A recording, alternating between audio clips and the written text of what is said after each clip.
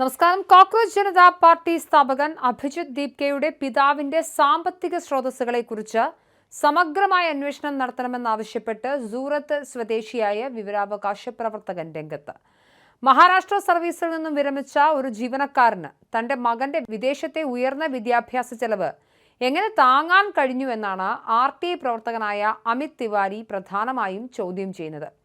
NEET പരീക്ഷാ ചോർച്ചയുമായി ബന്ധപ്പെട്ട് ഡൽഹി പോലീസിന്റെ നടപടികൾ നേരിടുന്ന സമരക്കാർക്ക് നിയമസഹായം നൽകുന്നതിനായി മുതിർന്ന അഭിഭാഷകനും രാജ്യസഭാ MPയുമായ കപിൽ സിബൽ പ്രഖ്യാപിച്ച 1 കോടി രൂപയുടെ ലീഗൽ ഡിഫൻസ് ഫണ്ടിൽ പരിശോധന ആവശ്യപ്പെട്ടും അമിത് തിവാരി അധികാരികളെ സമീപിച്ചിട്ടുണ്ട്.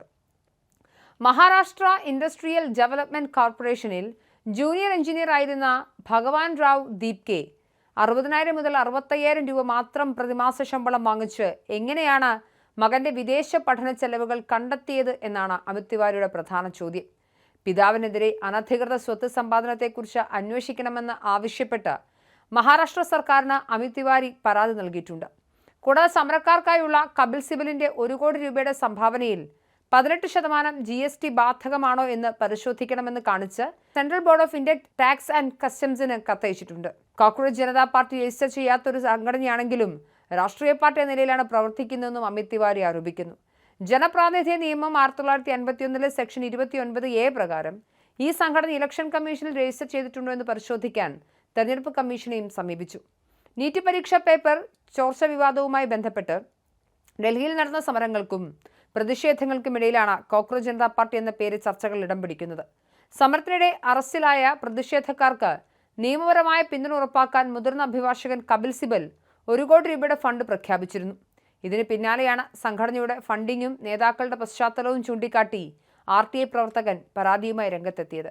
അതിനിടെ പ്രധാനമന്ത്രി നരേന്ദ്രമോദി പങ്കുവച്ച വീഡിയോ സന്ദേശത്തെ പരിഹസിച്ച് CJP സ്ഥാപകൻ അഭിജിത് ദീപ്കെ രംഗത്തെത്തിയിരുന്നു. പ്രധാനമന്ത്രിയുടെ ചർമ്മത്തിന് രാജ്യത്തിന്റെ ഭാവിയേക്കാൾ തിളക്കമുണ്ടെന്നാണ് ദീപ്കയുടെ പരിഹാസം. പാർലമെന്റിൽ പൊതുപരീക്ഷാ നിയമ ഭേദഗതി ബിൽ പാസാക്കിയതിന് പിന്നാലെ ഇൻസ്റ്റഗ്രാമിൽ പങ്കുവച്ച വീഡിയോയുടെ താഴെ കമന്റ് സെക്ഷനിലൂടെയായിരുന്നു ദീപ്കയുടെ പ്രതികരണം. മഹാരാഷ്ട്രയിലെ സ്വന്തം വീട്ടിൽ തിരികെ എത്തിയ ദീപ്കെ പ്രധാനമന്ത്രി നരേന്ദ്രമോദി പദവി കഴിഞ്ഞ് ഇൻഫ്ലുവൻസർ ആകുന്നതാകും നല്ലതെന്ന് കഴിഞ്ഞ ദിവസം മാധ്യമങ്ങളോട് പ്രതികരിച്ചിരുന്നു.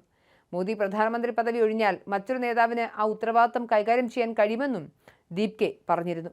പ്രധാനമന്ത്രി സോഷ്യൽ മീഡിയ വീഡിയോകളിലൂടെ വിദ്യാർത്ഥികളോട് സംവദിക്കുന്നതിനെക്കുറിച്ചുള്ള ചോദ്യത്തിനായിരുന്നു ദീപ്കയുടെ പ്രതികരണം.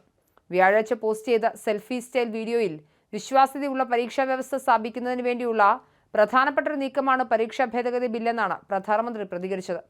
സാങ്കേതിക വിദ്യയിലൂടെയും കർശനമായ നിയമങ്ങളിലൂടെയും പരീക്ഷാ രീതികളെ സർക്കാർ പരിഷ്കരിക്കുമെന്നും അദ്ദേഹം പറഞ്ഞിരുന്നു. മാത്രമല്ല, പേപ്പർ മാഫിയയെ വെറുതെ വിടില്ലെന്നും അദ്ദേഹം സന്ദേശത്തിൽ പറയുന്നുണ്ട്. നിയമ ഭേദഗതി പാർലമെന്റ് പാസാക്കുന്നതിന് മുൻപ് തന്നെ ഇതിലെ നിർദ്ദേശങ്ങൾക്കെതിരെ CJP കടുത്ത വിമർശനം ഉന്നയിച്ചിരുന്നു. കുറ്റക്കാർക്കെതിരെ കർശനമായ ശിക്ഷാരീതികൾ കൊണ്ടുവരുന്നതിലാണ് സർക്കാർ കൂടുതൽ ശ്രദ്ധ ചെലുത്തിയിരിക്കുന്നത്. ചോദ്യപേപ്പർ ചോർച്ച തടയാനുള്ള മാർഗങ്ങളെക്കാൾ പ്രാധാന്യം ശിക്ഷാരീതികൾക്കാണ് നൽകിയിരിക്കുന്നതെന്നും CJP അഭിപ്രായപ്പെട്ടിരുന്നു.